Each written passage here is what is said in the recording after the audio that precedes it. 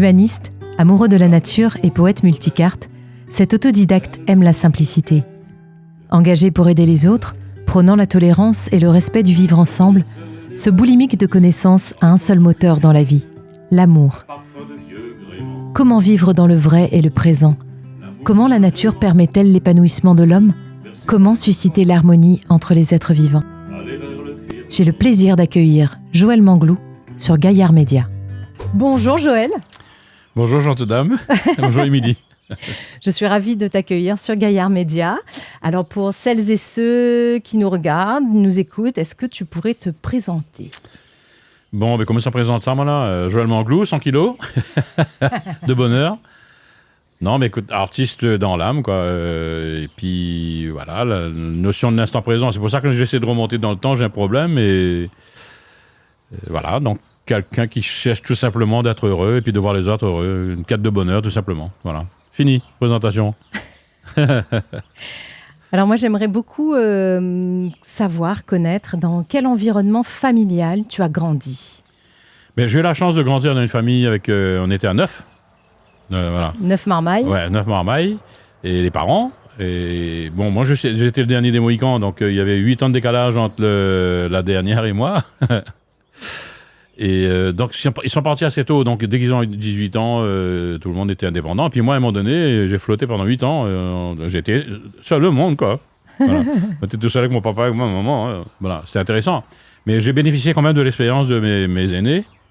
Que ce soit au niveau de la réflexion, parce qu'on était très libre et toute la bande était un peu philosophe, quoi. Ouais.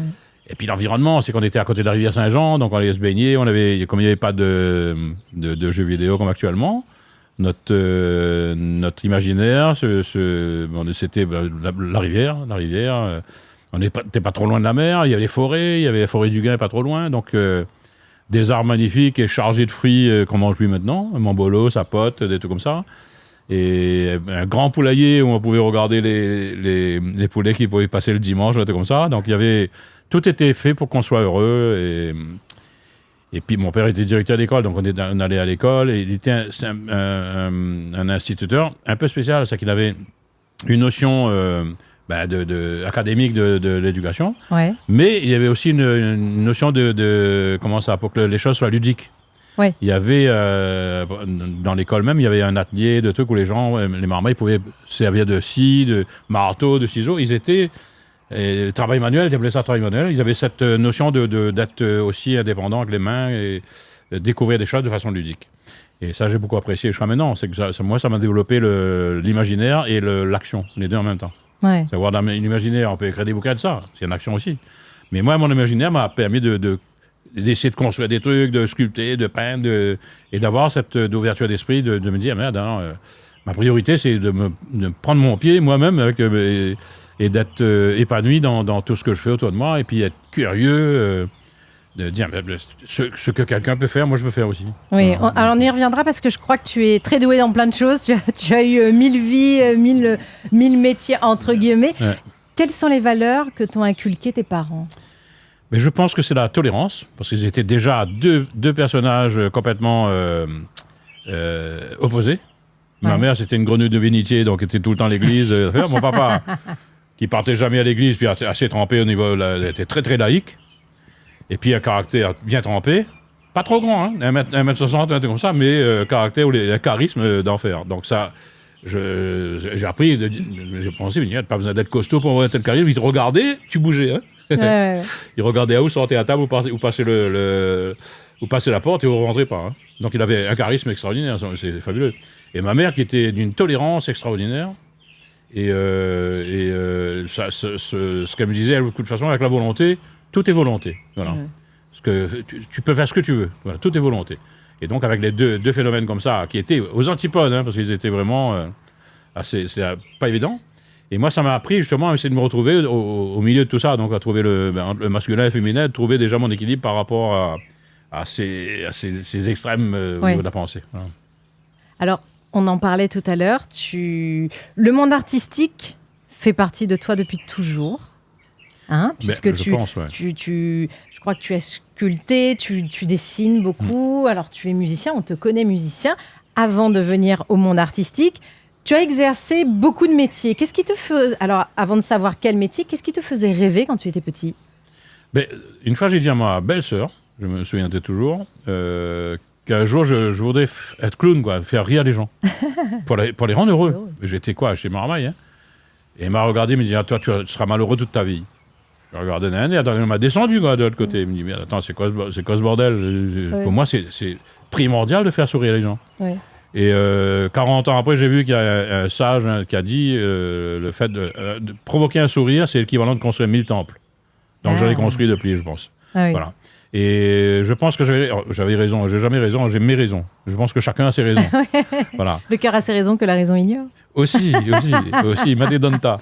Je veux dire que chacun a ses raisons. Et moi, j'ai eu raison de croire en un petit truc qui était à l'intérieur de moi-même, qui était là, qui attendait, qui était curieux, quoi. Ouais. Alors que dans le système dans lequel on vit, des sociétés humaines, en guillemets, ont tendance à mettre un cube autour des gens et les garder une espèce de carcan et de dire non, ça, il faut faire ci, il faut faire ça.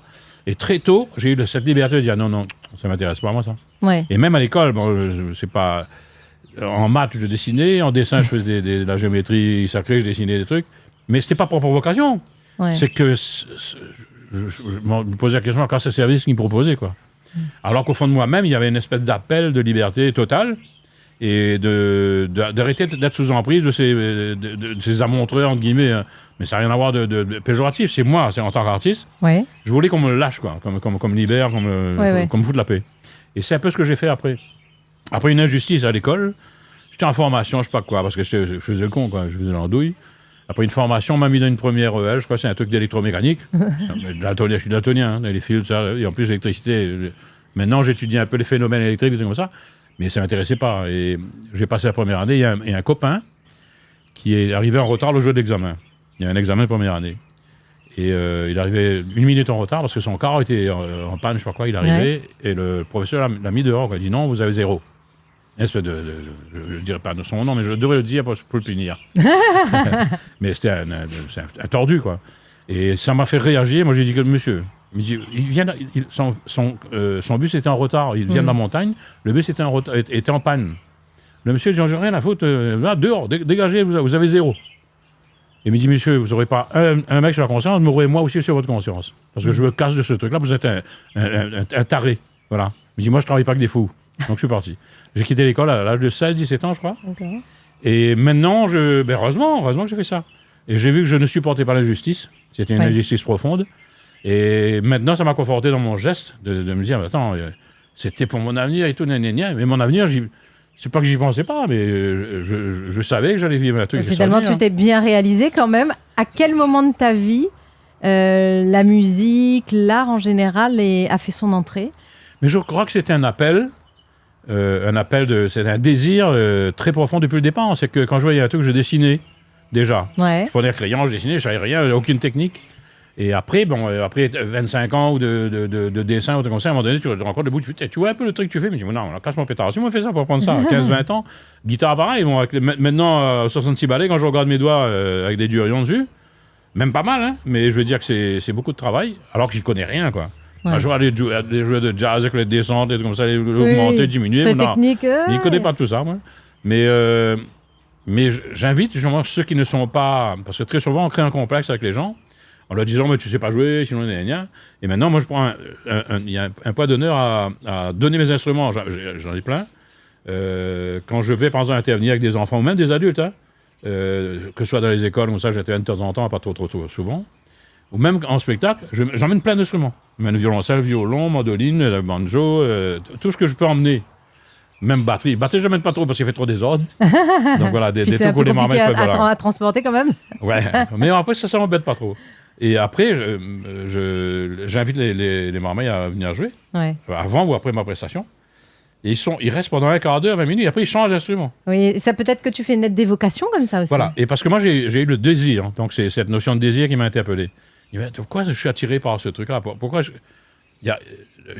ici, en plus quand tu es connu, Manglou, donc il était assez connu, Tony qui était sur la place, et tout le monde parlait très souvent de lui, ça avait été dans le socio-éducatif, et même dans la politique et tout.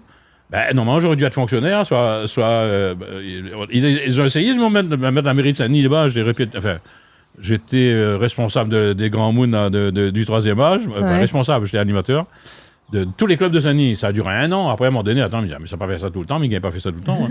Parce que j'ai une espèce de boulimie de connaissances. Ouais. Et pas de savoir, c'est pas que ça ne m'intéresse pas, je lis, je fais des trucs comme ça, mais moi, c'est chercher ce qu'il y a en moi et être confronté avec la nature, justement, qui, elle, a toutes les réponses et toutes les solutions. Donc, je me suis dit, si je me rapproche de la nature, je vais me rapprocher de moi-même. Voilà.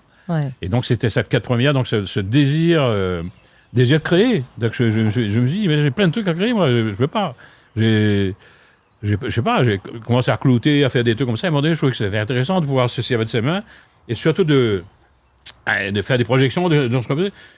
On a souvent des projections. Moi, je regarde les rhétoriciens qui causent, là. Un, deux, trois camarades qui causent. Ou écoute, ou boit son mot. Mais il ne fait pas rien à côté. Il ne fait pas rien. Moi, je dis, on doit dire ce qu'on fait et on doit faire ce qu'on dit. Exact. Mais quand tu as des bouts qui sont pompeux, puis le bouc, il prend 10 cm quand il cause comme ça, n'a rien que la blague. Et puis, il parle. Tu écoutes, un modèle, tu écoutes comme ça, tu as piégé. Shit, il n'y a pas rien dedans. Il a aucune action par rapport à toutes ces projections fictives, qu'en réalité. Et ça devient un peu de la philosophie. C'est le bouc qui dit, c'est pas bon, mais les faits, couillon. Comprends? Est-ce que c'est cette soif de connaissance-là qui t'a amené à être, je crois que tu étais apiculteur par passion, cavalier par passion, éducateur sportif, tout ça là, ça t'a permis de construire l'homme que tu es aujourd'hui, mais pourquoi un petit peu? Parce que apiculture, les chevaux... Moi, je me prends comme un petit point. Je suis un point. Infinitésimal. Dans la nature, dans le monde, dans le cosmos. Déjà, la Terre, c'est un petit affaire, un petit zizi comme ça. On oublie souvent. On a un gros ego comme ça, qui est plus gros que la Terre. Voilà. Et j'ai préféré aller vers le petit machin, le petit grain de sable, encore plus fier que le grain de sable, qui est en moi, qui me parle. Quoi. C'est l'art, sinon la diversification de l'expression ou de l'action, me permet, moi, de toucher à plein de trucs. Je suis le point, il y a le cercle autour. Donc, c'est le champ des possibles. Ouais. Et ce cercle-là, il y a tout dedans. Il y a tout le champ des possibles. Et donc, si je fais rien, c'est le vide. Voilà. Donc, au niveau de l'imaginaire, c'est ça. Et pour moi, tout a marché comme ça. Et l'apiculture, c'est parce que j'aimais le miel. Et puis, il me dit, attends, mais ça n'a pas acheté de miel pour faire. Alors que j'ai une structure agricole. Et donc, j'ai mis 2 ruches à l'époque. Après, on m'a gagné 2-3 coups parce qu'il y avait 2-3 mouches rouges dedans. Là, il faut moins les racler. Ouais. J'ai arrêté, mais là, je pense que je vais recommencer avec des mouches un peu moins... Des abeilles un peu moins... Créer appelle ça mouche, hein? Ouais. Des abeilles un peu moins agressives. Pareil, donc c'est le plaisir de produire des trucs comme ça. Je fais du sel. Moi, je fais du sel des nécos, sel de quoi. Chambon, la mer est en face, là, à 80 mètres. Oui. Mais ça prend un saut de affaire, là, c'est sec. Le sel, en plus, le sel a un goût de monde, quoi. Délicieux. Oui. On dit, moi, c'est insipide. Mais quand c'est son sel, c'est pas pareil. Que je vais dire encore, la sculpture, c'est pour ressentir cette notion des dimensions dans lesquelles je vis et de bien appréhender mes sens, quoi. Là, c'est un sens qu'il faut m'y développer. Et le fait de toucher à tout ça, le goût, l'odorat, il manquait le goût, l'odorat. Donc après, j'ai monté une ferme auberge pendant 7 ans, où j'ai pratiqué le goût, l'odorat à bon niveau, parce que j'étais respecté, réputé. Et après, j'ai fait des émissions sur Cuisine TV, des trucs comme ça. Et pour un autodidacte qui n'a pas de diplôme, le seul diplôme, c'est mon diplôme si j'ai un truc agricole, dont je suis fier. Et pour mieux maîtriser mon environnement, parce que j'étais agriculteur à l'époque, Après, j'ai un diplôme aussi concernant je suis éducateur sportif, mais que j'ai jamais pratiqué de façon professionnelle. D'accord. Pareil, donc par passion, c'est pour apprendre le cheval, ne pas avoir d'accident. J'ai passé mes galops de trucs, et donc je suis accompagné de tourisme équestre. Donc c'est notre diplôme. Mais le reste, c'est tout autodidacte. Je me suis dit, la cuisine, tu peux avoir un diplôme de cuisine, tu peux te toquer, tu vois une toque, une grande veste, comme ça, il marque le nom dessus. Quand il n'est pas bon, il n'est pas bon. Quand il n'est pas bon, on regarde le bon en bas qu'on a jeté. Ouais, mais c'est une nouvelle cuisine, pas si on va d'accord avec lui, mais il y en a 2, excusez-moi, que ce soit dans l'île ou ailleurs. C'est un peu fiant, quoi.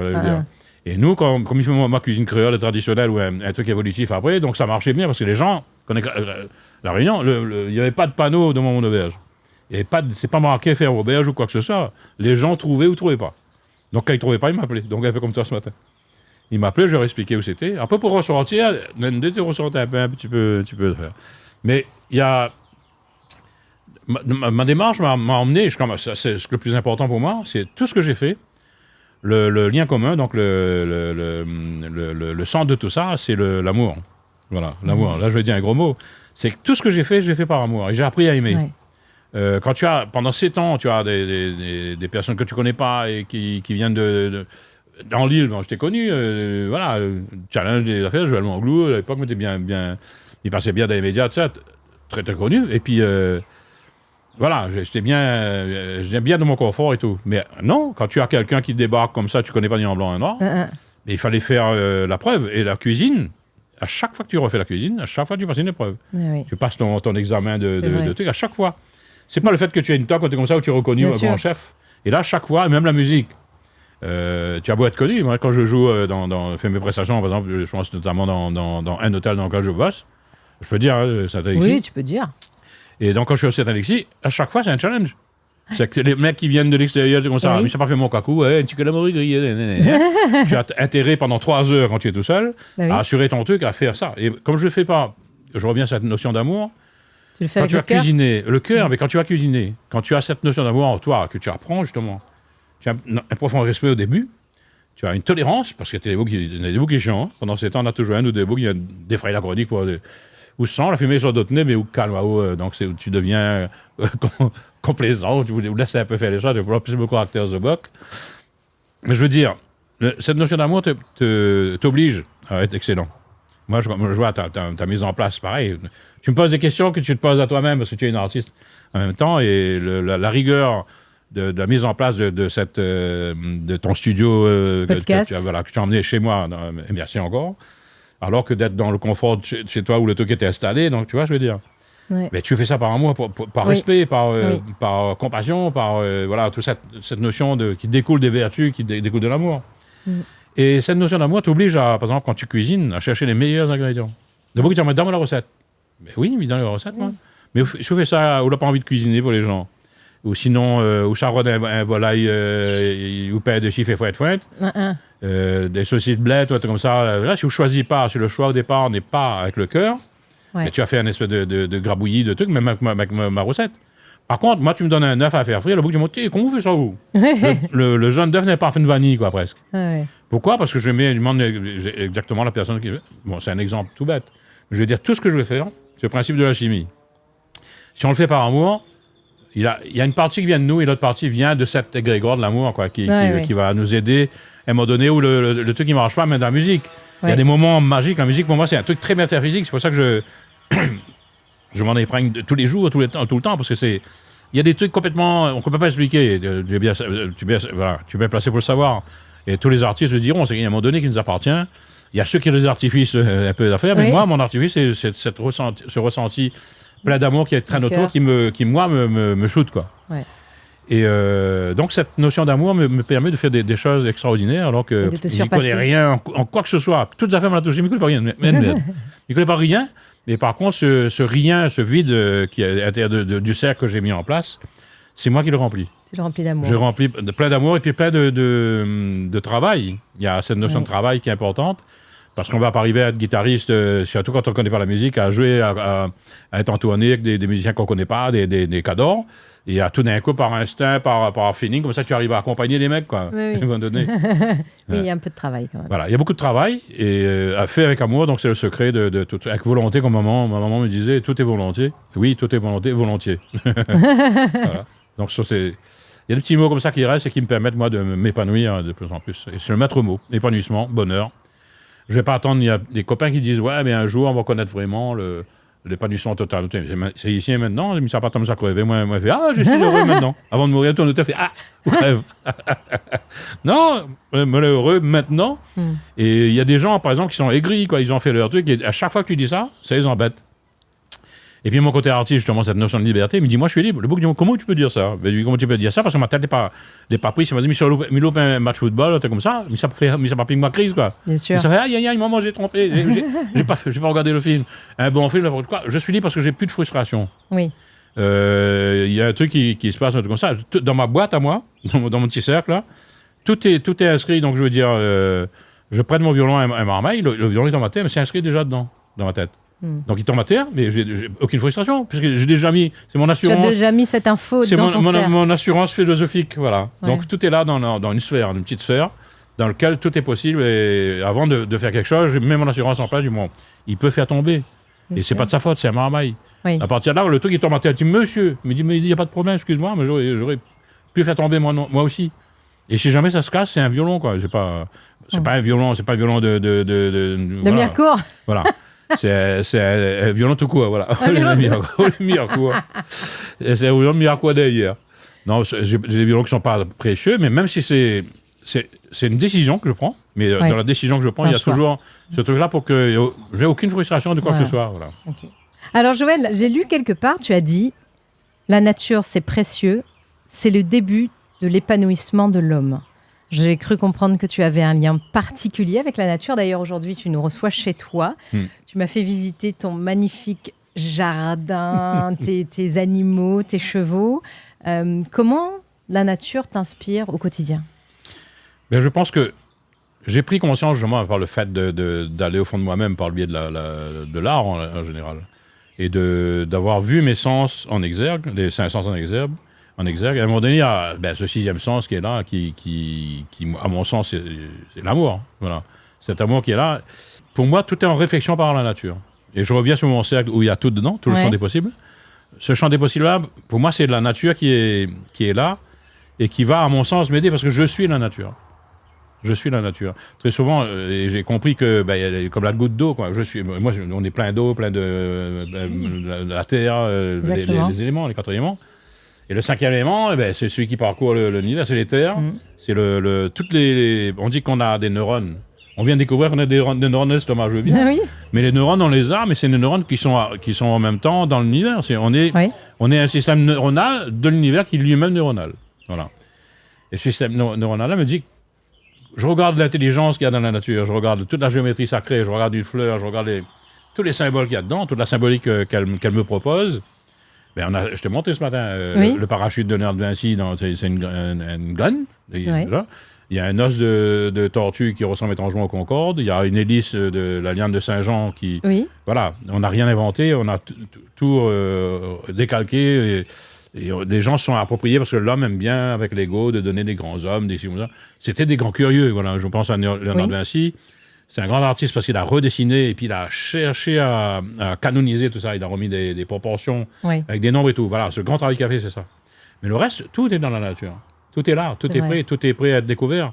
Mais est-ce qu'on voit son nez, nous? Très souvent, on voit la tête des autres, le comportement des autres, mais on voit même pas son bout de nez. Et on n'a pas le temps de regarder, par exemple, une salade poussée. Tu fais du jardin aussi comme moi, donc il n'y a pas de hasard. Oui. Quand tu regardes un petit truc, tu as une petite graine comme ça, il pousse, si tu regardes, tu vois le lendemain, 3 jours après. Et en dernier, quand tu goûtes cette affaire-là, le goût n'est pas pareil, premièrement, parce qu'il y a un truc un peu subtil qui reste un quart d'heure après la coupe de truc. Quand tu achètes, par exemple, au marché forain, sinon dans un truc complètement glacé dans une grande surface, tu n'as plus le goût, le parfum qu'il y a là-dedans. Exactement. Et donc, c'est ça, c'est tout ce côté magique, métaphysique. C'est le lien aussi que tu crées avec la nature, parce que moi, je sais quand je mets mes graines là. Et vice-versa. Ça le bon raduma planté, il y a 15 jours, c'était une graine en fait. Ouais. Et maintenant, en plus, un pied de bois, mais ici, il y en a 2-3 gros pieds de bois. Oui. Il en a 45 ans. Et quand tu regardes ça, c'est un petit pied de bois, tu ressembles à mettre ça d'un petit moc. Tu as ça sur la plage, pour ça, d'un petit chemin. Et là, tu vois le pied de bois, c'est un truc gigantesque qui a subi 3 ou 4 cyclones. C'est ça. Et tu te rends compte que on a besoin de ça. Surtout le Réunion, notre créole est très, très... On est très plante, tout ça, nous. Oui. Et il y a des jours, il y a une phrase que je disais qui est un peu tristounette. Quoique, d'un côté, c'est l'espérance, de l'autre côté, c'est la tristounarité. Il y a des jours comme ça où les jardins créoles ressemblent à des cimetières. Parce que quand on n'est pas bien. Et il y a des jours où les cimetières ressemblent à des jardins créoles. Ouais, c'est le côté vert à moitié plein ou à moitié vide. Et moi, pour moi, les jardins, c'est tout le temps... J'ai dit une phrase comme ça, je la trouvais bien. Mais moi, je ne l'applique pas. C'est qu'un cimetière, c'est beau. En même temps, ça rappelle un petit peu le fait qu'on doit transiter de l'autre côté. Moi, ça ne m'inquiète pas trop là-dessus. Et les jardins créoles, ils sont toujours les jardins créoles. Mais c'est pour montrer l'état dans lequel on peut être. Si jamais on est triste, on peut trouver... on ne voit rien du tout. Ouais. On voit rien du tout. Moi, ma curiosité, le fait de dessiner des choses. Mais quand tu dessines un feuilleton, dessine un caméléon, là. Mais on connaît les points de détail sur les trucs. À un moment donné, tu as une façon de voir les choses, pas pareil. Oui. Quand tu es à cheval, nous irons le loto, en avion, on regarde quoi, là? On regarde la mer. Ah, la mer! Les nuages! Le cabre de canne passe devant.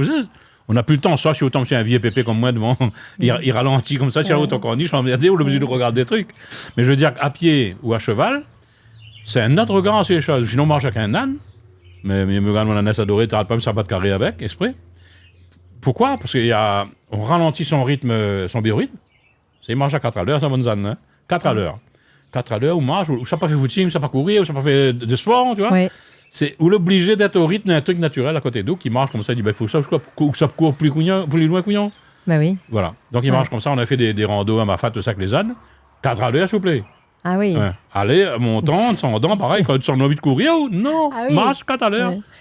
Et 4 à l'heure, donc, le cœur, voilà, toute n'a pas d'arythmie, n'a pas de quoi que ce soit. Tu te mets au rythme de la nature, des animaux qui t'accompagnent. Imposé par l'animal qui est là et qui te dit, attends, pourquoi tu cours? Tu vois, c'est lui qui est philosophe. Bon, me pose une question d'âne, parce que, voilà, donc je me mets à la place de la bourrique, pour moi, elle n'est pas difficile.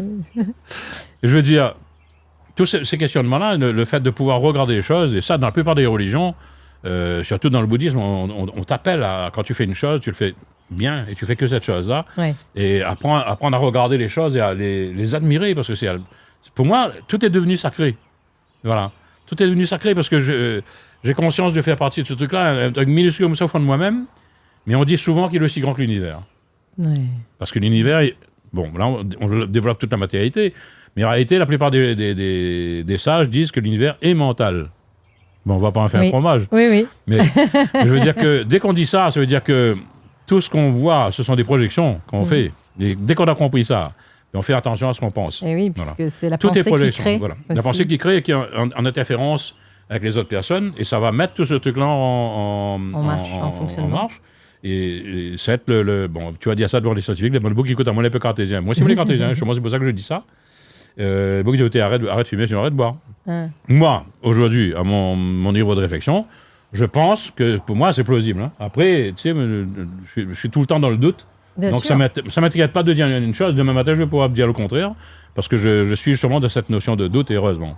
Et de recherche et de réflexion. Voilà. Et la recherche que j'ai faite jusqu'à maintenant, par le biais de la musique ou de l'art ou de la peinture, ou des comme ça, m'amène, et puis là, en corrélation avec les anciennes religions, que ce soit chez les Hébreux, que ce soit chez les hindous, l'univers est mental. Et ça veut dire qu'on projette nous-mêmes tout ce qu'on doit voir après. C'est assez difficile à comprendre, parce qu'on matérialise des trucs avec les ions, les cations, avec des molécules. Alors que maintenant, la science nous dit que cette vide, c'est un truc à plein de trous. Si on met son doigt dedans, normalement, il y a un vide. Il y a du vide. Ouais. Tu vois ce que je veux dire? Ouais. Donc ça veut dire que la réflexion que je dis que l'univers est mental correspond avec la notion des atomes. Tout ça, ce ne sont que des atomes qui sont... Il y a un concept matériel avec une fréquence bien définie pour que ce soit dur. Ouais. Mais en réalité, si on monte au niveau de la fréquence, il n'y a rien. Il n'y a que des trous. On met un doigt dans une vitre, on transperce. Donc, voilà. Donc, je ne vais pas développer plus que ça, mais moi, je pense que je dis souvent, il y a une phrase qui syncrétise un peu tout ça, c'est « j'ai la chance de vivre mes rêves, ce qui me fait peur, c'est de vivre le cauchemar des autres ». Parce qu'on est tributaire des pensées, de toutes les pensées, des formes pensées qui vont créer notre environnement à un moment donné. Si l'univers est mental. Donc, tous les ions, les cations, c'est une vidéo en couleur où les trucs vont s'agglomérer avec le fait des trucs. Et tous les panthéons des religions, bien, on les aura créés. Tu vois, tous les saints, comme ça, c'est nous qui créons les trucs. Et donc, tout vient de nous, avec une force qui nous dépasse. Mais quand on essaie d'encoder pour qu'on puisse comprendre ce qui nous dépasse, bien sûr, là, on met des saints, on met des anges, on met des trucs comme ça. Leur puissance existe, puisqu'il y a des planètes et tout qui correspondent à tout ça. Donc, il y a des forces au niveau du cosmos. Voilà, donc toutes ces forces-là vont donner une réaction en soi, donc ça donne l'astrologie et qu'on sort. Voilà. Oui. Et pour des cadors, parce qu'il y a des sages, après il y a des singes, il y a des mecs qui disent n'importe quelle connerie. Il y a des sages et des sages. Mais ouais.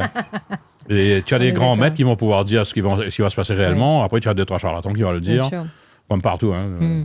Et alors, pour revenir à la nature, à quel moment, toi, tu te sens, dans une journée, tu te sens le plus connecté à la nature? Mais j'ai l'impression, pareil, quand je me réveille, je respire un bon coup, et très souvent, je dis merci. C'est ma plus grande prière. Merci, pardon et merci. C'est un petit peu un rituel quotidien?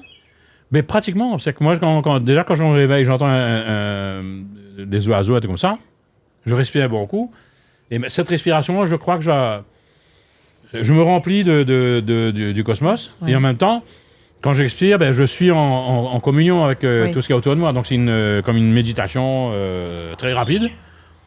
Mais moi, ma méditation, c'est le fait de regarder, de vivre avec la nature. C'est une méditation complète, pleine. D'être en connexion, quoi. Voilà. Et le fait de respirer profondément et d'être conscient de tout ça. Et à chaque fois qu'on expire, en réalité, on rebalance des informations. Et quand on expire, on reçoit des informations. Oui.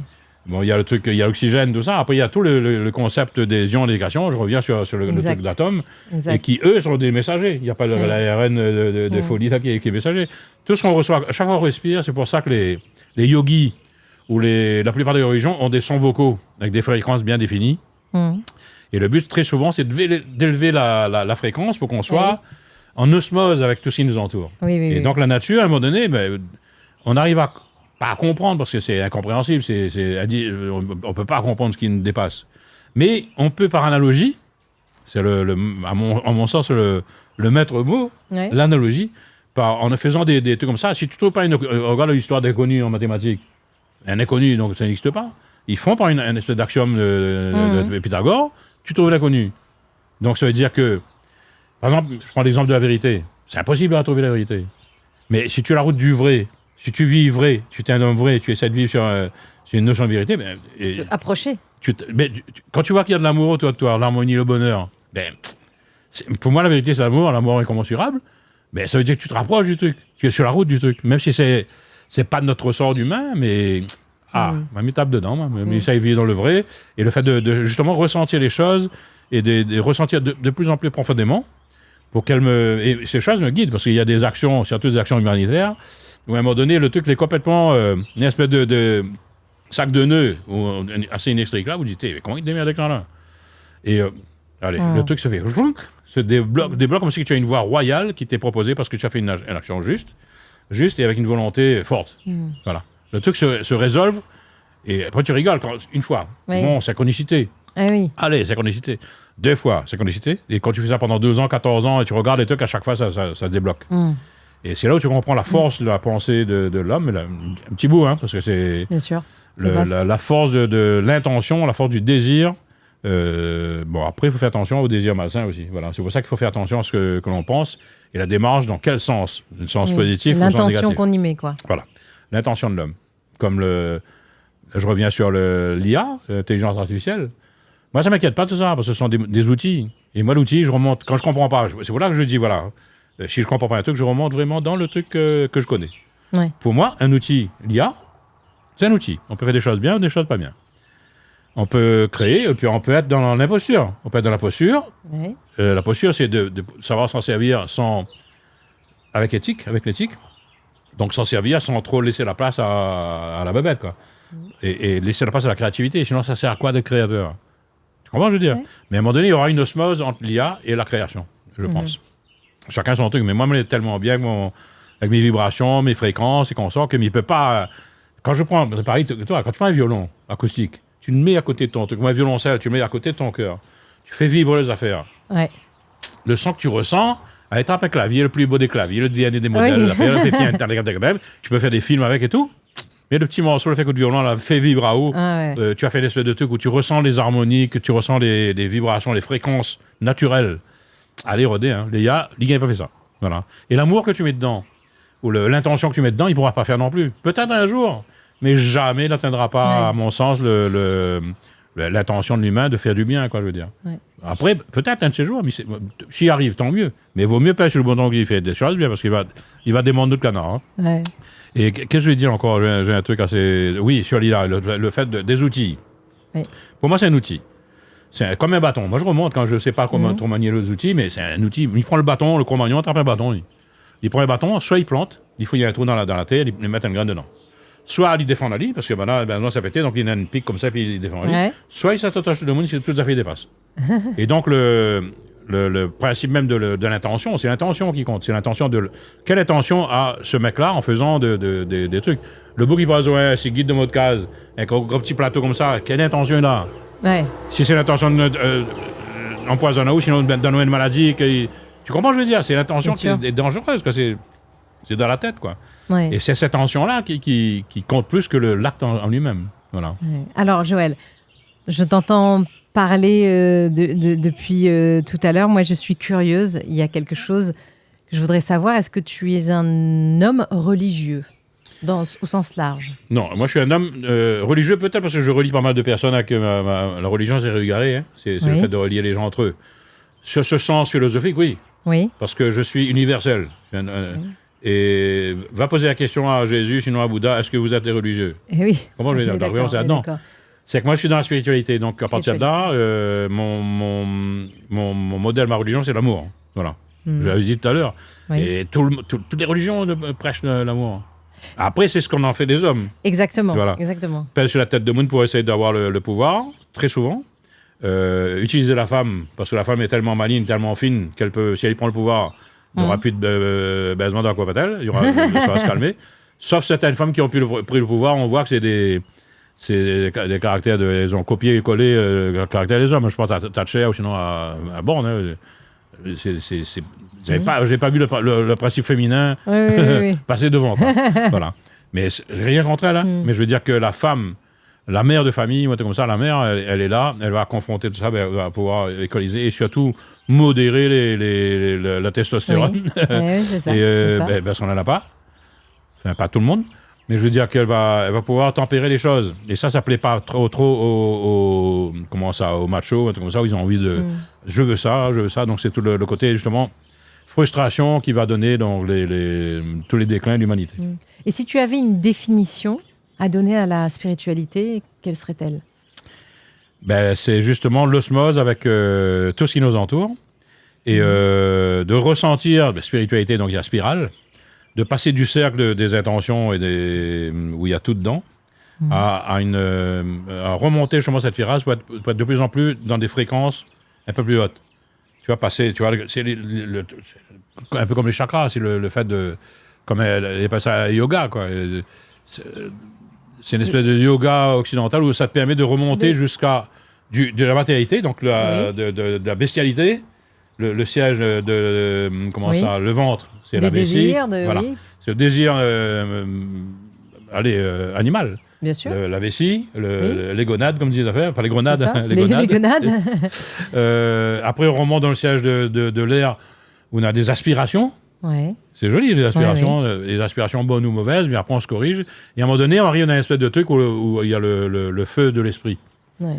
Et on ne peut pas maîtriser tout ça en même temps, mais on peut arriver à les atténuer.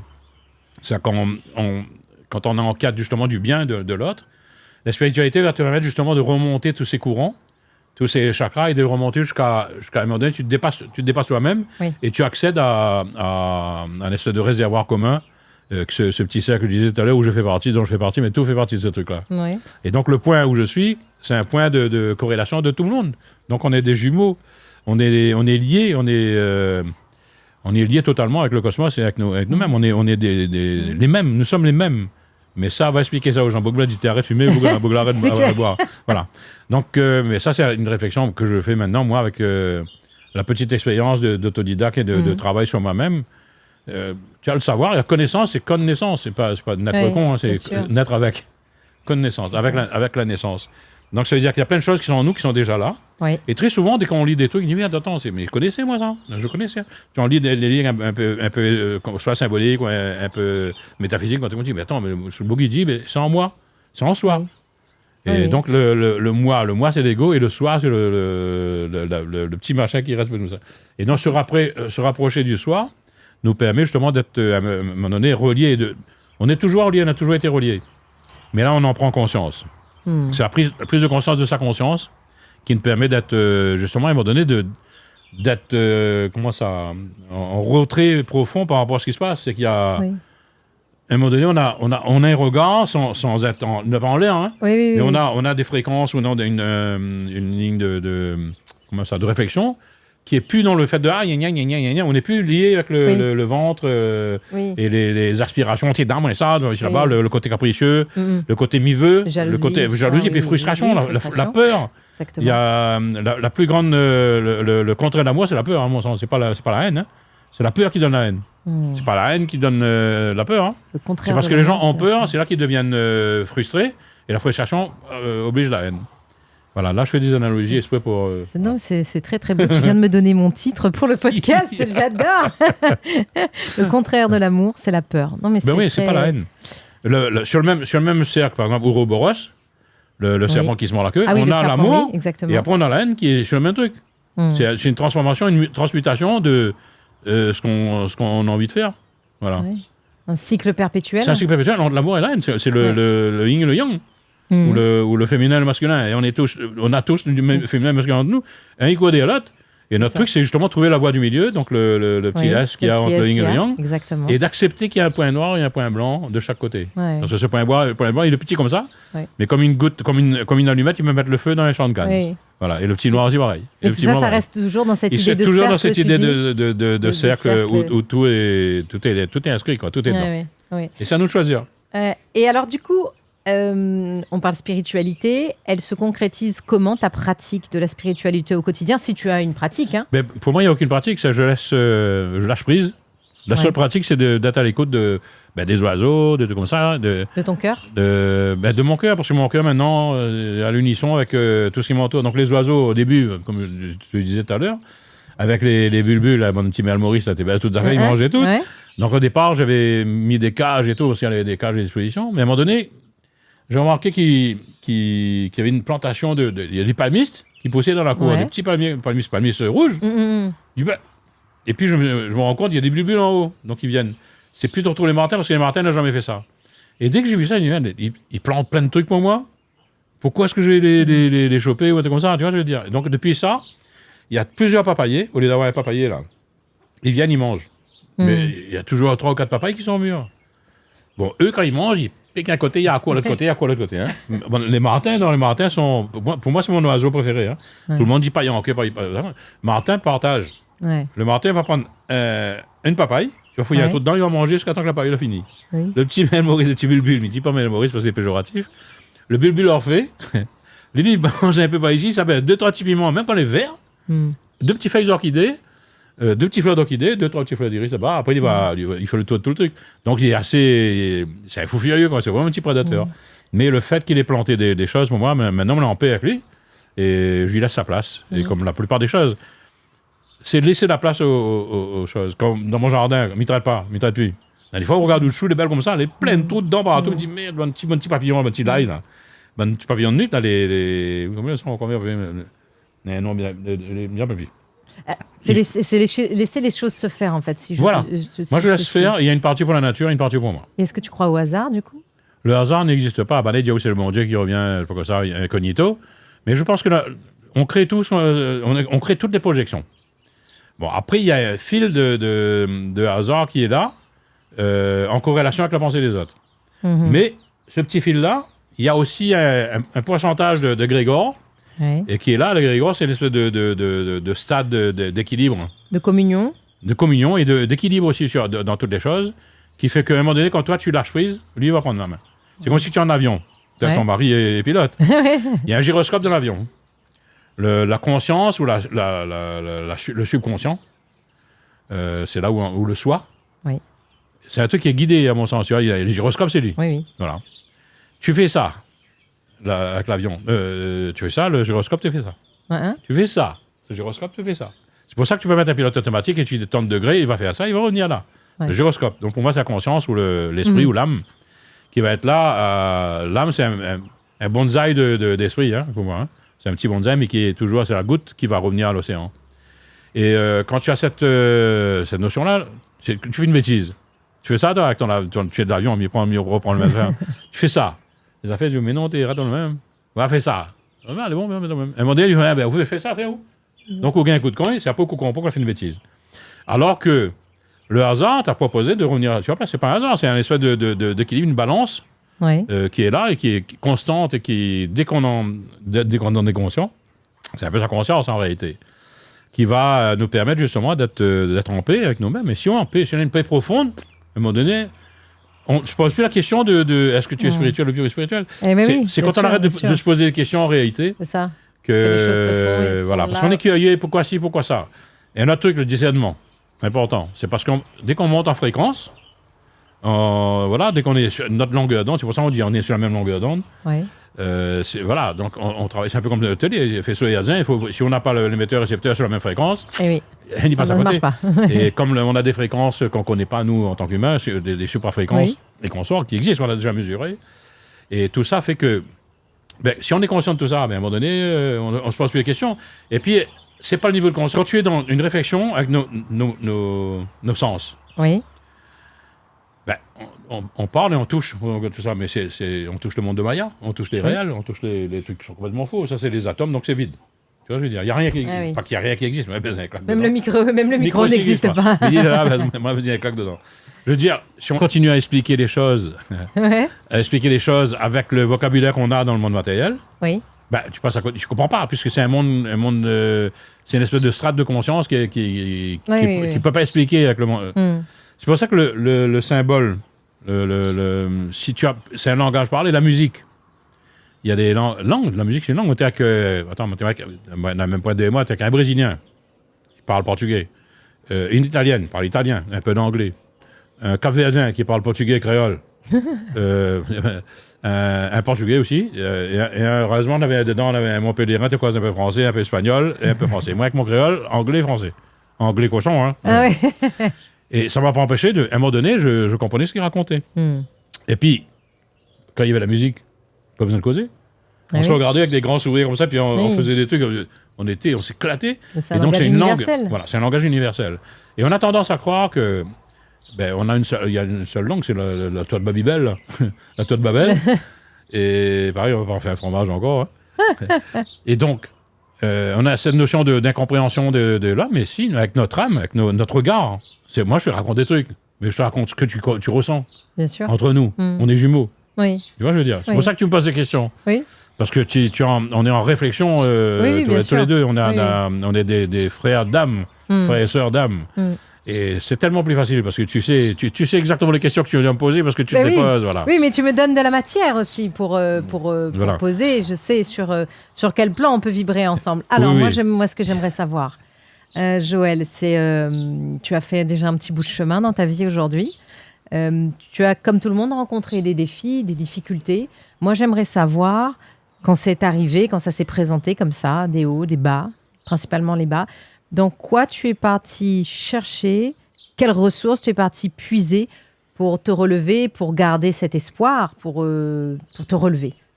Écoute, à un moment donné, je suis toujours dans le doute, mais le doute scientifique, quoi. Je doute exprès pour ne pas être dans le dogme. Voilà. Le fait de dire ça, c'est ça, on dit non, faut que j'éprouve d'abord, faut que je regarde d'abord. Même si moi, j'ai déjà éprouvé. Hein. Oui. Tu vas parler un langage, si on parle de métaphysique, si on parle du langage de tous les jours, si tu ne connais pas le symbolisme, tu ne maîtrises pas les symboles ou le langage universel. Nous, en tant qu'artistes, on a le langage pictural. Même si je suis daltonien, quand tu vois des couleurs, tu es émerveillé, tu ressens des choses. Exactement comme si tu as reçu un message verbal, même plus.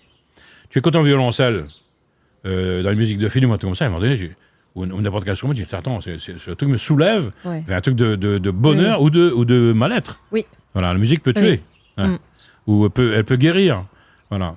Et donc, le discernement qui est nécessaire par rapport à tout ça. Moi, il y a des moments, je me souviens quand j'étais adolescent, 16-17 ans, même un peu avant, j'étais malheureux.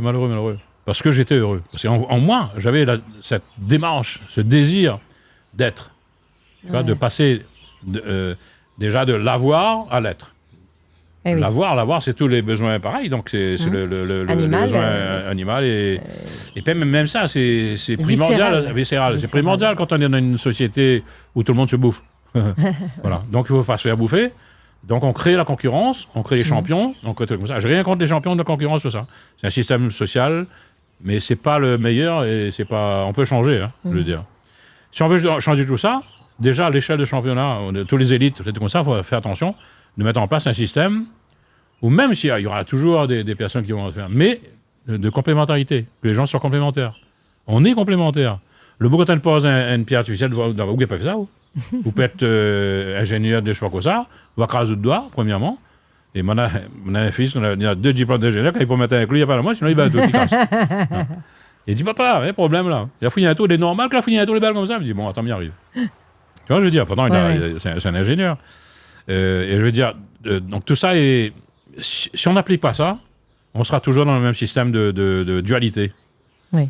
Un plus joli que l'autre plus grand, l'autre plus petit.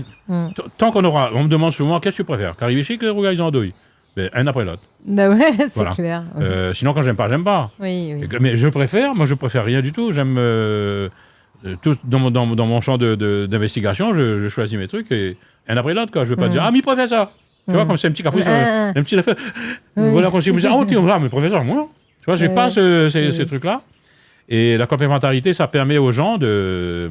Ça n'a rien à voir avec un système politique ou quoi que ce soit. Moi, je suis apolitique. Parce que universel, ça veut dire que j'ai rien à foutre du système qui se passe. C'est pas rien à foutre. C'est pas que ça m'intéresse pas. Ça m'intéresse tellement que je vois autrement et je dis, je pense, mais jamais ça dit ça devant l'Assemblée générale, l'Assemblée nationale, comme ça, on a dit, pimpon, bravo, gamin, pour vouloir dehors. Et pourtant, ça foutrait la paix, quoi, la paix profonde. Moi, je suis en paix profonde. Et il y a des gens qui attendent de mourir pour dire, attends, peut-être le jour où je vais mourir, je suis en paix. Ouais. Mais je reviens à la question, c'est que... Vous l'avez mis, il oublie pas où, là? Oui, parce que j'allais revenir, je me disais, il oublie, mais... Ouais, tu sais comment ça fait là-bas. Non, j'étais malheureux parce que j'étais heureux. Voilà. J'étais déjà dans cette démarche de bonheur et je voyais autour de moi toute la misère humaine dans tous les médias et tout. En plus, le battage médiatique, les trucs comme ça. Ça a toujours été comme ça. Maintenant, hein, avec le recul, l'homme, les sociétés humaines ont toujours été comme ça. Il y a ceux qui gagnent dedans, des milliards, et il y a ceux qui crèvent. Ouais, c'est ça. Et entre-temps, pendant que la caravane passe, on met la peur en place. Il y a des trucs de peur ou de frustration ou de comme ça, et on n'élève pas le système social pour que les gens restent dans leur merdier et ils ne vont pas être... Il ne faut surtout pas que les gens soient heureux. Oui. Dans une société, n'importe quelle société. Si tu es heureux, tu fais ce que tu veux. Moi, c'est ce que j'ai fait. J'ai toujours fait ce que je voulais quand je voulais. Si tu es heureux, donc tu n'as pas envie de faire ça, moi. Je n'ai pas envie de prendre le car, il n'y a pas que je me savais. Pourquoi me faire prendre le métro pendant 3 heures? Tu te rends compte de la question que je pose, là? Ouais. Pourquoi est-ce que les gens sont obligés de faire ça? Voilà. Donc, c'est pour ça. Moi, j'étais malheureux. Là, j'ai commencé à boire, je commençais à avoir des trucs. Je fumais 3 paquets de cigarettes par jour, 1 litre de whisky par prestation. J'étais malheureux. Je me dis, putain, pourquoi est-ce que moi, je suis heureux? Et j'ai cette dimension d'essayer de continuer. Pourquoi est-ce que je suis heureux? Oui. Voilà ma démarche. En plus, tu es heureux, mais tu te détruisais, voilà. Quoi. Donc, j'étais en train de m'autodétruire parce que je comprenais pas qu'on pouvait être heureux et en même temps, je pouvais pas aider ces personnes-là. Ça a duré un bout de temps. Hein. Et après, à un moment donné, il y a un déclic. Le déclic, j'ai arrêté de fumer. J'ai arrêté de boire d'abord. Boire, j'ai arrêté ça net, hein, sans artifice. Hein. 1 an après, j'ai arrêté de fumer. Et après, j'ai arrêté de cogiter. Je me suis dit, et j'ai relativisé tout ça, et c'est là où j'ai commencé à être dans la spiritualité. Et j'ai ressenti que cette épreuve que j'ai eue, où c'était vraiment un désert, hein, j'ai écrit dans un de mes CD, je crois que c'est à cause, il y a un truc qui parle de désert de sel. Tu vois, quand tu marches dans le désert, c'est sérieux, mais du sel. Ça fait, il brûle. Voilà. Et donc, ce désert de sel m'a permis justement d'avoir une réflexion. Est-ce qu'il n'y avait pas quelque chose que je cherchais déjà par le biais j'étais déjà musicien, j'étais déjà comme ça, mais j'étais retombé dans les basses fréquences de mon anatomie. De ton être. Voilà. Ouais. Sans être j'ai jamais été trop négatif ou quoi que ce soit. Mais là, c'était chaud pendant 6-7 ans, même un petit peu plus, je n'étais pas bien. Et à un moment donné, j'ai commencé à accéder à cette spirale qui m'élevait au niveau des fréquences, au niveau des plans de conscience, quoi, en réalité. Mais sans faire de yoga, de pas ici blabla, ou de méditation transpapa ou transcendantale, hein, je veux dire. Oui. Juste par le fait d'être en corrélation avec la nature et puis de ressentir cette paix autour de moi. Et donc, toute ma démarche était de reconstruire une espèce d'Éden. Voilà. Que j'avais à l'intérieur, autour de moi. Avec mon épouse, hein, parce que ça s'est pas fait sans elle. Hein. Bien sûr. Heureusement qu'elle était là, et comme la preuve, c'est qu'on se connaît depuis l'âge de 12 ans, et moi j'avais 14 ans. Elle avait 12 ans, j'avais 14 ans, et on en a 66, même pas mal. Voilà. Donc, il faut dire que c'est un chemin commun. Hein. Oui, bien sûr. Et donc, voilà. Maintenant, depuis plus de 20 ans, je pense, je suis plus dans les trucs où j'ai un besoin d'aller aider. Oui. Ça déclenche ça. Donc, ça déclenche ce désir... Le désir d'être, le désir du soi, mais à un moment donné, il te met des trucs automatiques et dit, tu veux ça? Tu veux faire ça? C'est ça. Tu veux jouer, j'ai écrit une chanson qui s'appelle Homme de demain, donne-moi ta main pour donner ceux qui en ont besoin. Ouais. Vous dites, bon, on a envie de faire ça. Et donc, pour moi, le truc universel, avec mes projections, à balancer sur des devoirs. Oui. Cette notion de devoir, dire, bon, quoi, où tu veux le soir, tu veux être, ben, sois, prends ton bâton de pèlerin, prends ta guitare, Ça fait du bien. Ouais. Mon arme de construction massive échappe. Donc, je suis allé Madin. Je suis allé avec les SDF. Et jusqu'à maintenant, la preuve, c'est qu'on continue. Mais je continue, c'est pas pour le fait de dire, ah, mais il fait ci, mais il fait ça. C'est que c'est un devoir. Mais un devoir, normalement, c'est contraignant. Tandis que là, dans l'état de conscience dans lequel je suis, ça fait partie de ma vie. Voilà. Et donc, quand on est encore dans le salle de l'ego, les boucs peuvent te poser la question, mais tu fais ça pour te faire plaisir, pour te faire mousser. Mais tu fais mousser de quoi? Tu as terminé une action, mon petit gyroscope te ramène sur une autre action. Tu n'as pas le temps de te faire du truc. Et si toi, tu ne sais pas où tu vas, l'esprit, lui, il sait. Ton âme sait. Exact. Donc, tu vas aller à un endroit où lui, il a déjà visité, où tu dois aller. Ouais. Voilà. Et là, c'est complètement métaphysique. Et maintenant, je vis dans ce monde. Pour moi, le monde normal est devenu sacré et donc métaphysique. D'accord. Donc, en fait, c'est un petit peu le fait de te réaligner avec ce qui t'entourait, avec toi-même, te recentrer, ce qui t'a permis, en fait, de te sortir de ces épreuves un petit peu compliquées. Alors, moi, j'aimerais maintenant qu'on parle un petit peu de la culture créole, notre culture, notre petit pays, quoi, la culture réunionnaise. En quoi la culture réunionnaise t'influence dans ta manière de voir le monde? Mais je pense que si jamais maintenant je crie haut et fort que je suis universel, c'est grâce à cette culture, cette multiculture et ce sens de la tolérance, c'est imprégné dans mes gènes, quoi. Je veux dire que je peux pas vivre ici, et c'est devenu naturel. Quand je voyage, j'ai la chance de voyager un peu. Chaque fois que je voyage, quand je vois des intolérances ou des regards racistes et tout comme ça me perturbe pas plus que ça. Ce qui me perturbe, c'est que comment faire pour pouvoir passer le message pour qu'ils puissent savoir, parce qu'on est tout le monde, on est pareil, hein, quand quelqu'un fait une connerie, là, on est capable de la faire aussi. Bien sûr. Je veux dire, moi je veux pas, sûr. même si mais moi je suis entre la terre et le ciel. Et au moment qu'on arrive à terre, mon donné, où le caractère, il fallait la fatigue quand même, ils m'ont fait un coup avec lui, mais beaucoup tempérant, tolérant, mais sur mon merde, voilà. Donc je garde toujours mon. On peut basculer entre les chakras de ça, mais à un moment donné, on revient toujours à la source, c'est ce qui est intéressant. Sinon, ça, on est en état de sainteté, moi, ça me fait peur, hein, l'odeur de sainteté, là, tout ça me chatouille un peu, voilà, c'est pas mon truc. Mais je veux dire, la Réunion, elle porte bien son nom, et je pense que c'est un modèle de laïcité. Ouais. La laïcité, comme moi je la vois, c'est qu'on doit laisser les gens vivre comme ils veulent, s'épanouir. S'épanouir, c'est peut-être. Moi, quand je regarde les Marabas, ils passaient en sari, en train de faire Dipavali, tout comme ça, t'es là, les Malbars. Ils s'emmarchent dans le feu, habillés en sari, habillés, maquillés avec leur truc, c'est beau. C'est beau. Tu regardes les petits Maoris avec leur petit truc comme ça, tu fais les petites filles voilées. Je suis désolé, là, je dis un gros mot, hein, parce que c'est pas, au niveau national, c'est pas trop convenu. Mais je veux dire, ils sont dans leur contexte. Après, il faut faire attention aux abus et à l'aspect politique des provocations. Là-dessus, je suis d'accord aussi. Je ne me pas peint par non plus. Hein. Je veux dire, il y a la culture, et après, il y a les hommes qui vont faire des conneries, mais qui n'ont rien à voir avec cette religion-là, ou ces religions-là. C'est des nihilistes. Bien sûr. On les trouve dans des extrêmes. C'est des mêmes mecs, ils peuvent être extrême droite, extrême gauche. Crier par ici là-bas, ce sont les mêmes personnes. Ce sont les personnes qui n'ont rien à foutre de qui que ce soit. Ils pensent à leur nombril et qui veulent être sauvés après avoir fait des conneries, parce que très souvent, c'est des rebus de justice qui vont être comme ça. Ben voilà, si tu fais ça, tu vas aller au paradis, comme ça. Mais dans n'importe quelle religion, c'est ces cas-là, hein, c'est les cas extrêmes. Et la laïcité, pour moi, c'est justement laisser la place à l'autre, mais toute la place. Sans que lui te demande de faire ce qu'il fait. Voilà. Et quels aspects de notre culture réunionnaise tu t'efforces de préserver pour la transmettre aux futures générations? Mais de toute façon, je vais préserver que ce que moi, j'aurais déjà digéré et fait. Donc, il y aura toujours entre guillemets, une pollution. Hein, je veux dire, ce que faisait ma mère ou les nénènes à l'époque, quand tu es dans un carré, là, t'es pas pareil. Le feu de bois, moi, j'ai mettre ça dans un carré. Notre cuisine, quoi. Voilà, notre cuisine. Pour moi, elle est là, quand je la transmets, très souvent, les gens disent dans le goût, ça de maman t'es fait, dans le goût, ça de ma grand-mère faisait. Bon, quelque part, ça réveille la conscience collective. Mais à côté de ça, il y a une évolution, heureusement, une petite évolution qui se met en place où on doit avoir un pied dans ce qu'on était. Ouais.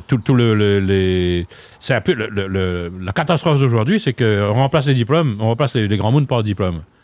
On peut être un technicien extraordinaire avec Sable Ciel, on en a parlé tout à l'heure. Mais le bouc qui aura vécu pendant 50 ans une activité qu'il aimait, bien sûr. Ce qui peut nous transmettre n'a rien à voir avec ce qu'on aura appris à HEC ou sinon à Polytechnique ou même Normal Sup, comme ça. Ma fille a Normal Sup.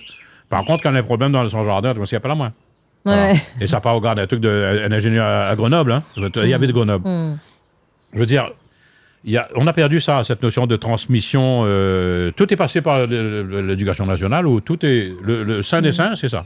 Non, le saint des saints, c'est une partie de ça, le savoir. Et la connaissance qui est restée dans le coco des anciens est essentielle. Parce qu'on peut développer un truc que si on connaît la magnificence de ce que ça propose. Le beau, il fait un café coulé, sinon il va préparer son café, comme ça, quand tu vas le voir. Le beau, l'ingénieur, il a besoin d'une espèce d'affaire pour décortiquer, pour faire griller ça dans une espèce d'étuve. Il paye dessus, il a 30 tonnes de café. Bon, oui, lui, ça fait l'argent. Ah oui. Mais l'autre, comme on l'a goûté, au rat-à-terre. Voilà. Donc, ce sont des nuances comme ça qui sont importantes. Et après, chacun, il met de sa patte. Mais je pense que transmettre, c'est aussi... je pense que dans la religion juive, ils font ça, c'est qu'ils vont lire un truc, mais ils vont se l'approprier. C'est qu'ils ne vont pas lire un truc et redonner de façon dogmatique. Voilà. Bien sûr, bien sûr. Bon, dans d'autres religions aussi, c'est pareil. Hein, tu lis le truc, après, c'est à toi de te l'approprier et de la restituer avec ton ressenti. Bien sûr. Et c'est important. Par exemple, un boucané, comme ça, moi, je regarde des boucs qui traitent de monde de criminels, parce que ça baisse de saucisses. Au gaz saucisse, chacun a sa manière de faire au gaz saucisse. Chacun son manière. Quand tu es dans les hauts, on a une manière de faire au gaz saucisse, au gaz boucané, on a une base. Mais après, crier l'assassin parce que on a toujours au gaz saucisse, mon drapeau national, parce que c'est bon, après, voilà, quoi. Chacun son affaire. Hein. C'est ça. Mais moi, je m'occupe pas de ça, quoi. Je veux dire, là, on en parle comme ça, mais moi, ça m'intéresse pas de m'occuper de regarder les boucs qui ont agi, a dit ouais, bouc là, ça c'est.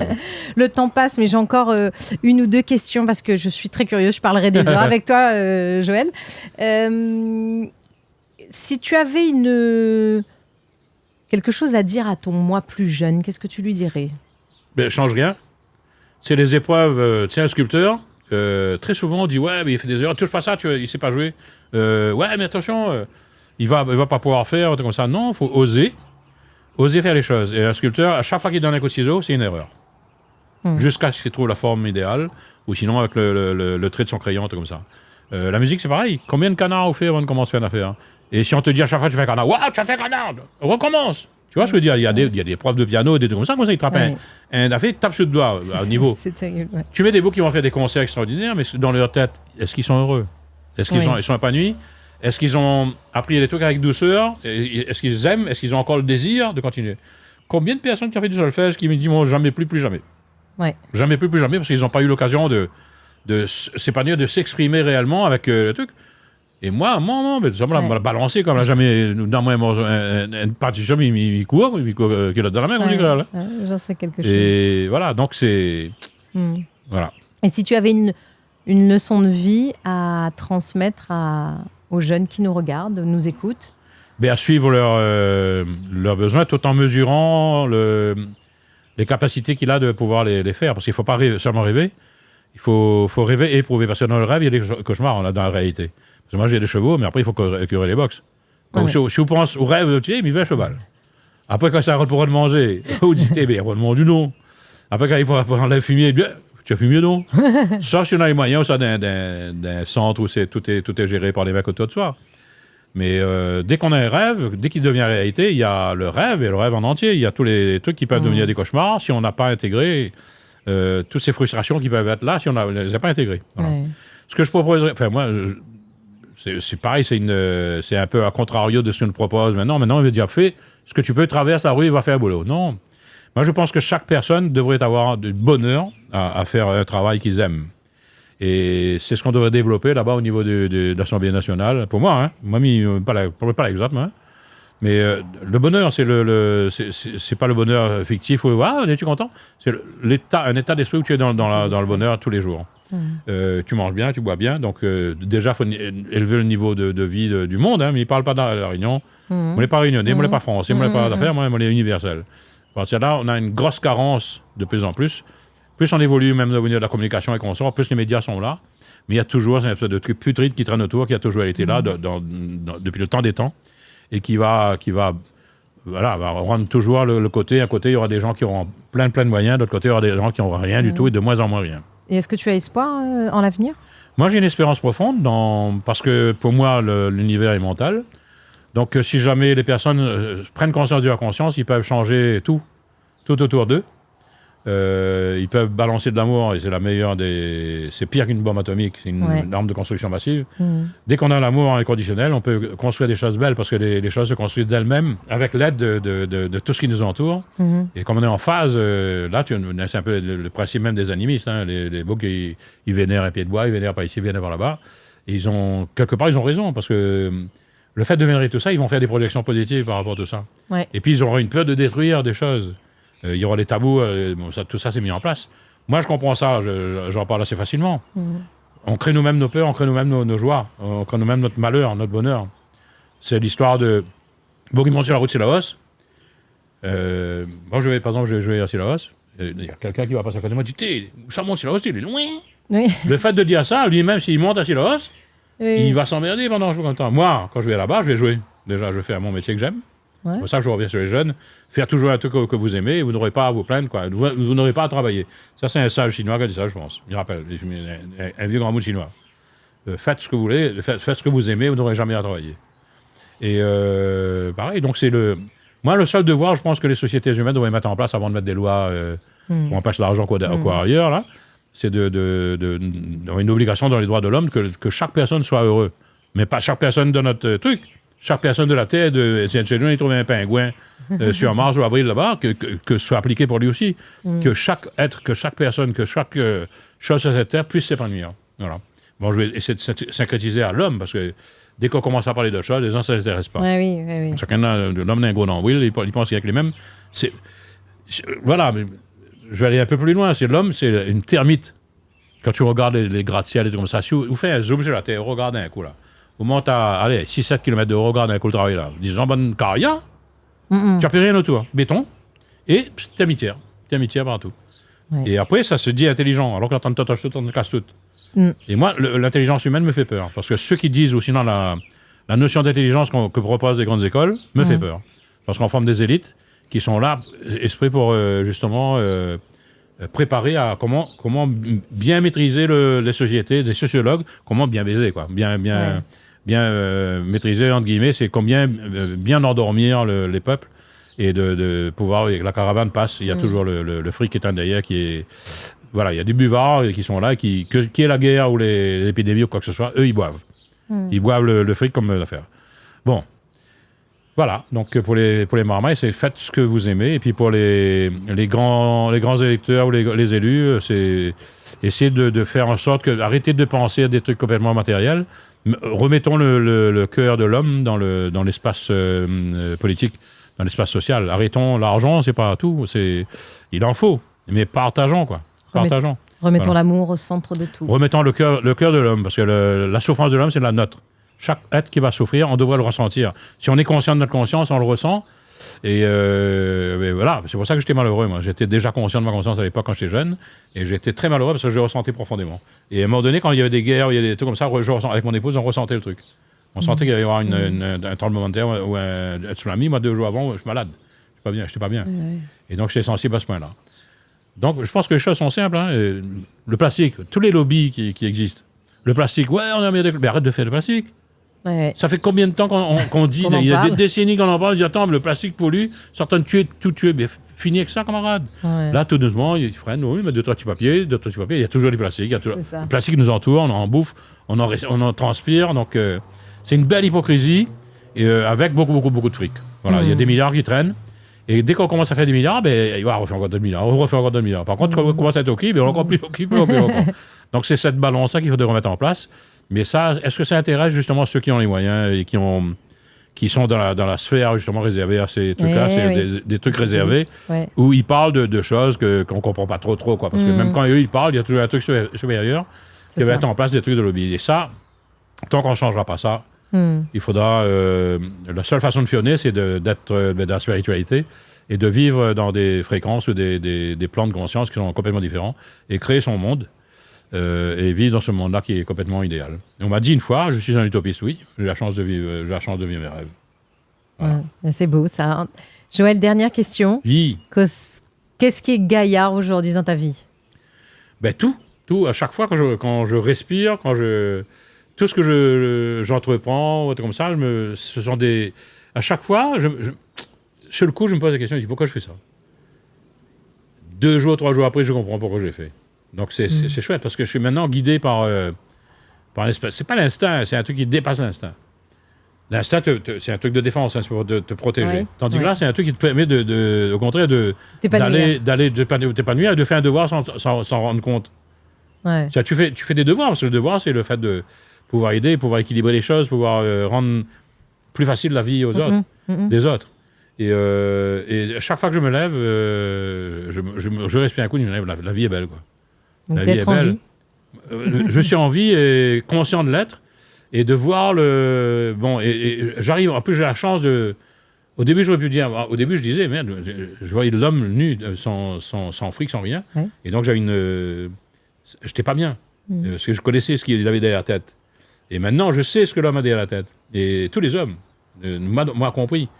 Mais il y a des fréquences sur lesquelles on peut se lever, justement, pour éviter de faire des conneries comme ça, ne pas suivre bêtement ce dogme social, c'est comme ça, ou sinon cette invitation à faire une espèce de pseudo-laïcité où tout le monde est complice. Il faut tu rends compte, à la réunion, toute la bande habillée en costard, comme en Angleterre, un petit costard, un petit cravate, ils marchent comme ça, le caf, malbar, toute la bande, il n'y a plus de sari, il n'y a plus de voile, il n'y a plus de... Il n'y a plus de... On entend plus le beau quand on crie dans l'appel à la prière à la mosquée. On entend plus le ding-dong, on entend plus le poète tant de chanter, on entend pas un beau, on dit plus près de toi, Seigneur, plus près de toi, on entend plus pétard, voilà. Tu entends plus les lions, tu vois plus les... Qu'est-ce que... Mais est-ce qu'ils se rendent compte de cette richesse, justement, de ce diamant qu'est la Réunion, au niveau de cette démarche de bien vivre ensemble et tout, et sans qu'on se force, quoi.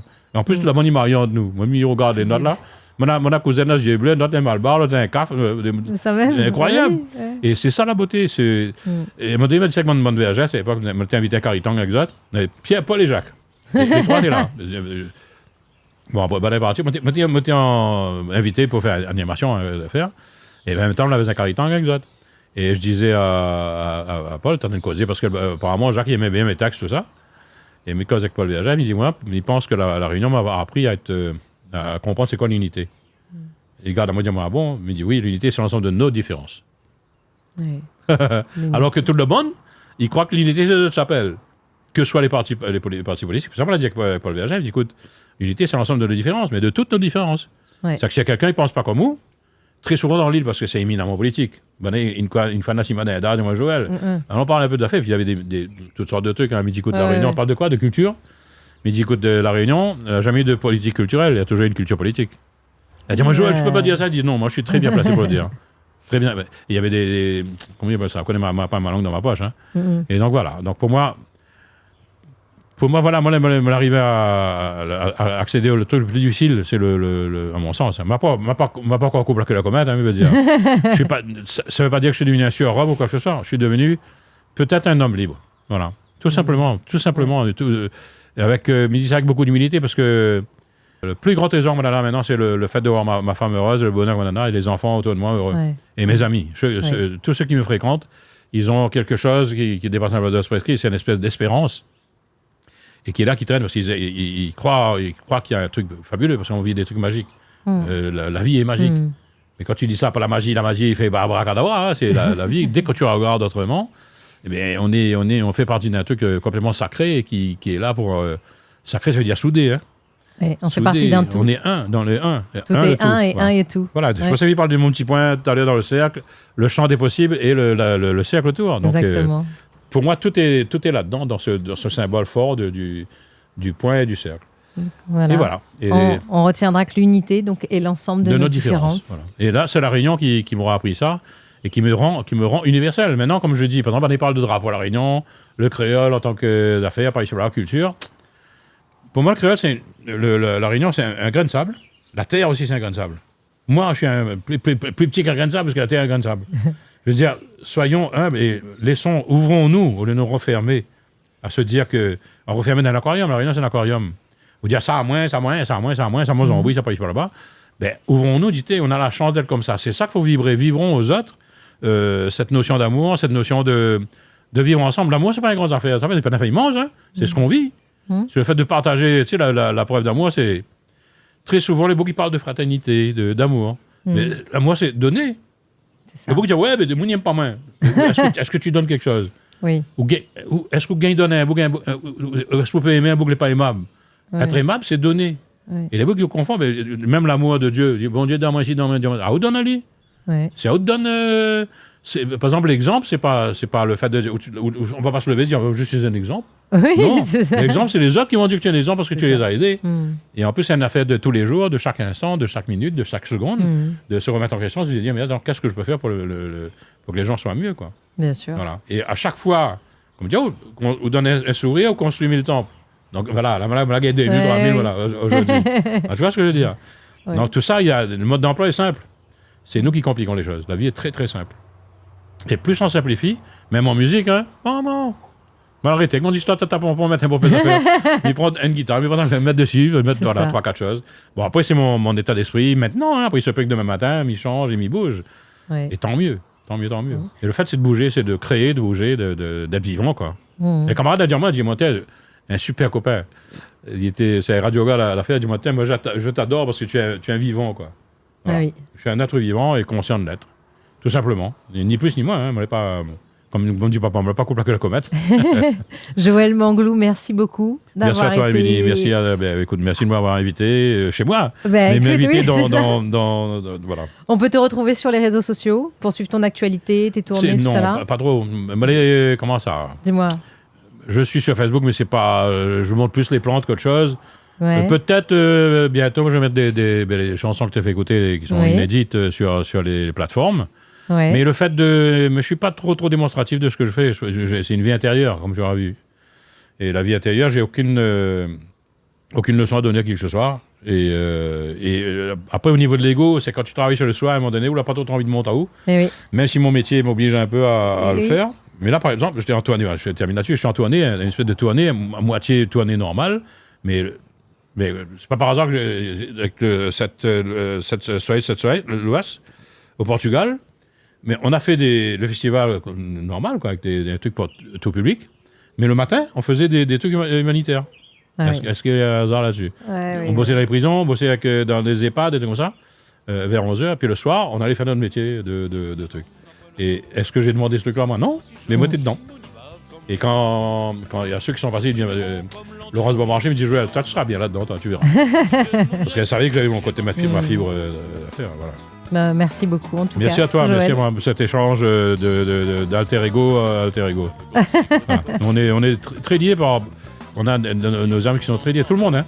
Mais nous en tant qu'artistes, et puis voilà, on se connaît depuis un bout de temps. Ouais. Et voilà, il va pas, même tes parents, je connais bien ton papa, donc c'est un autre musicien aussi, un super copain. Donc à partir de là, on est liés depuis très longtemps. Et va expliquer ça aux gens. Et là, je te raconte des trucs, mais ces trucs-là, dans le regard, tu les as déjà au niveau de l'information. Ouais. Voilà. Merci beaucoup. Merci à toi, gros bisous.